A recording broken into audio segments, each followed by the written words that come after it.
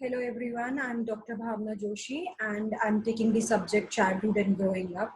In this subject, I will be teaching today the cognitive development approach by Jean Piaget. We have already studied the part one where I discussed about the terms which were given by Jean Piaget.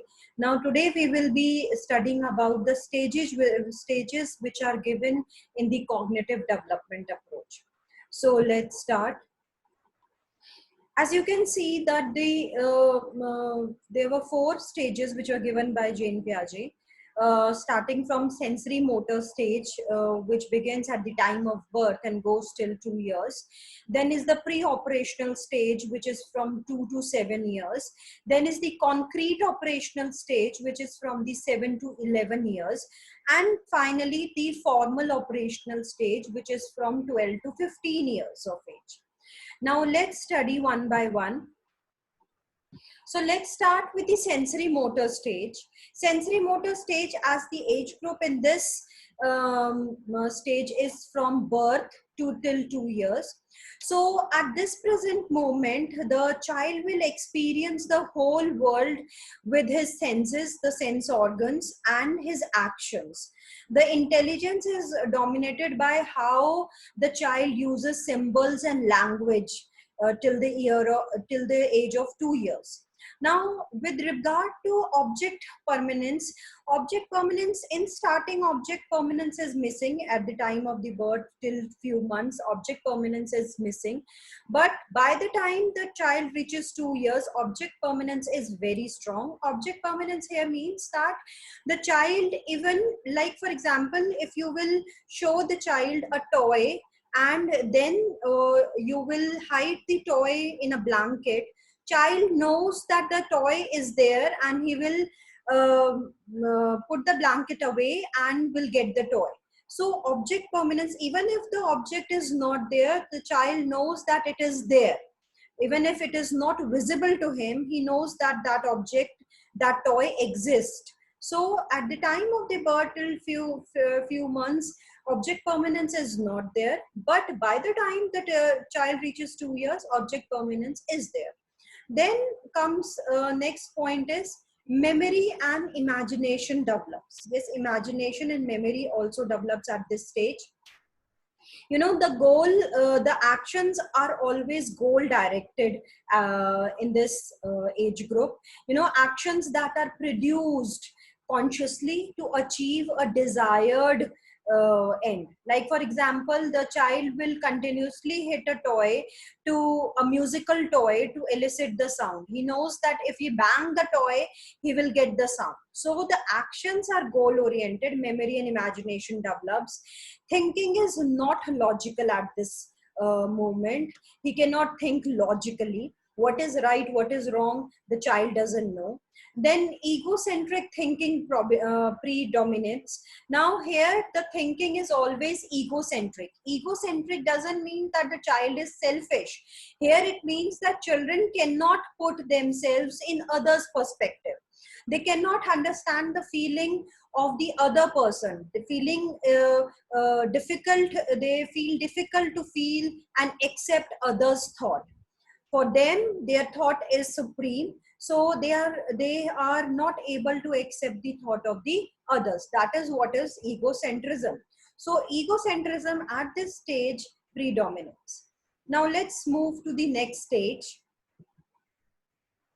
Now the next stage is pre-operational stage. Pre-operational stage is divided into two parts, because pre-operational stage starts from the age of 2 years and goes till 7 years. It is a huge gap. 2 to 7 years is a huge gap, and the development takes place very rapidly. So this stage is divided into two parts. The first part is pre-conceptual stage, and the second part is intuitive stage. The pre-conceptual stage is from 2 to 4 years. Here at this stage, symbolic reasoning is there. Symbolic reasoning here means that the ability to picture an objective that is not present at that particular moment, but the child can make or draw the picture of that that particular thing. Now at this stage, there is strong egocentric behavior. As I told you in the last slide also, egocentric behavior means children cannot put themselves in others' perspective. So egocentrism is very strong at this moment. Then there is inability to reverse operation. They cannot reverse operation. That means the mathematical thing, like for example, they know that by way of example you can teach them that 2 plus 1 is equal to 3, but they cannot do 3 minus 1 will be equal to 2. They will not be able to do so. So ability to reverse operation is not there. Now comes the next stage, the second part of this stage, that is the intuitive stage, which goes from 4 to 7 years of age.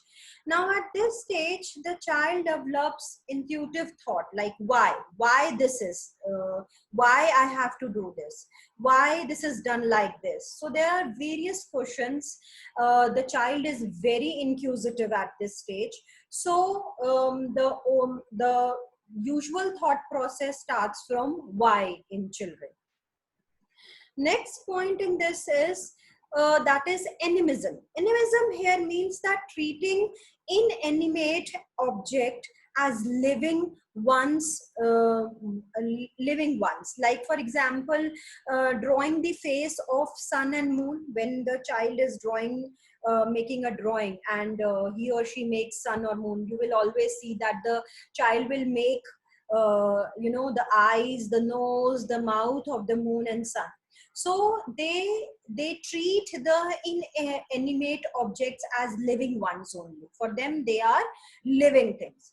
Like next is thinking is not logical but contradictory.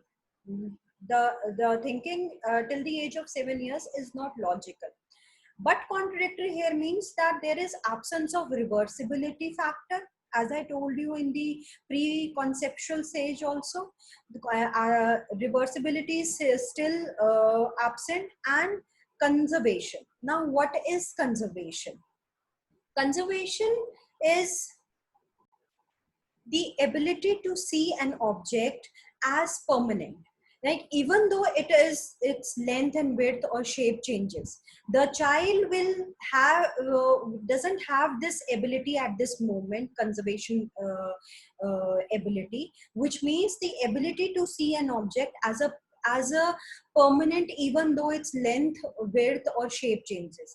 Like during this stage, children lacks the ability to conserve objects in terms of quantity as well as numbers. Like for example, if you will you will make two rows of objects, and in one row contains 9 objects, and the second row, which is the you make it a longer row but only with 7 objects, the pre-operational stage child will choose, typically he or she will choose the longer, that is the second row, which has only 7 objects. That means there is absence of reversibility as well as conservation also in children right now. Now the next stage is concrete operational stage, which is from 7 to 11 years. So 7 to 11 years, the first point is seriation. Seriation here means ability to sort objects in order according to the size and shape. The child will be able to sort the objects in according to their size, like from smaller to bigger one, or according to their shape also. Next is, at this present moment, the concrete operational stage, the child will have the ability to solve concrete logical problems. He or she will be able to solve the problems logically, will be able to classify things in categories. You can give them and they will sort the various things into different categories according to their traits. Then they understand reversibility factor now by the age of 7. They will be able to understand the factor of reversibility. Again, another trait of this stage is transitivity. Transitivity here means ability to recognize logical relationships between two things. Like for example, A is taller than B.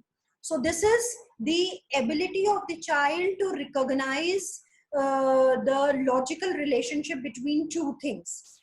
Then comes the next feature of this stage, that is understand conservation, which I told you just now. By this stage, they will be able to understand conservation. At this stage, egocentrism will eliminate by now. The egocentrism will not be here, will not be there at this particular stage. Now, the next stage is the stage of formal operational stage, which starts from 12 years to 15 years.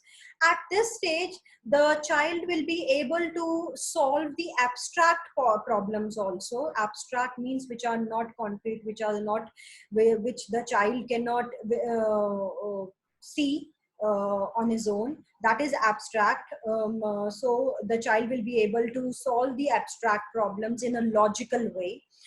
He will be able to think imaginary problems and think of a logical answer to those imaginary problems. The child will become scientific in nature.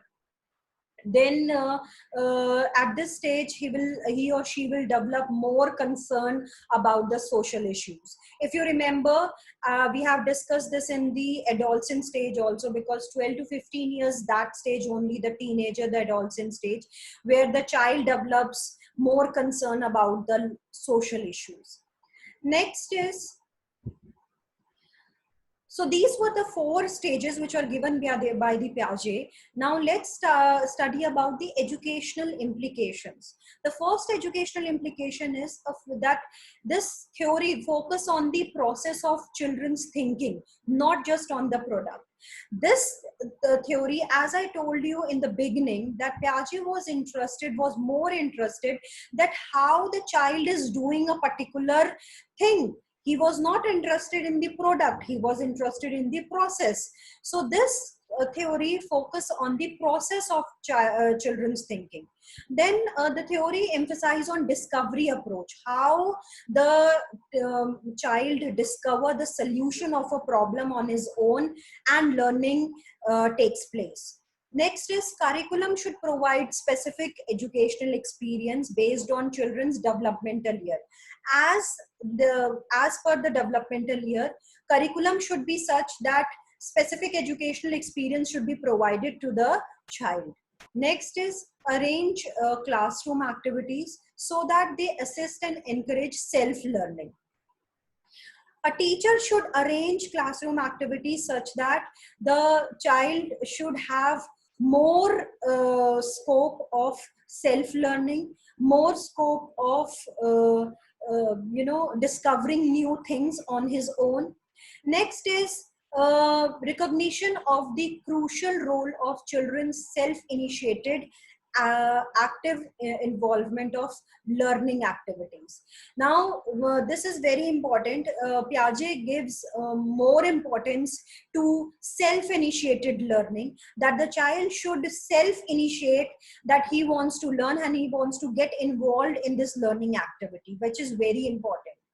Social interaction have great educational value for Piaget. So positive social action should be encouraged. Interaction of children should be there. They should interact with each other or with their surroundings. The environment plays a very important role as per Piaget. Next is the instruction should be geared to the level of the child. As the level of the child changes at each stage, the level of instructions or exploratory activity should also change. So as per the level of the child, the activities should change. The exploratory activity should change. The discovery activity should change.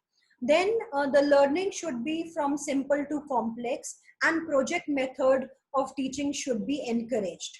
Next is co-curricular activity have equal importance as they that of a curricular experience in cognitive development approach. So Piaget advocated that more of co-curricular activities should be there. Then a major goal of education, according to Piaget, were the critical and creative thinking. So education should be provided to the student in such a way that critical and creative thinking should be encouraged and appreciated. The last educational implication is acceptance of individual differences in developmental progress. Now, a teacher, the school should accept that each child is different and the progress level of each child will be different from one another. So the individual differences should be respected by the teacher, by the school, and progress should be watched as per the capability and ability of the child. So this was the theory of given by Jean Piaget, the 4 stages and the educational development. I hope you all understood it. Thank you very much.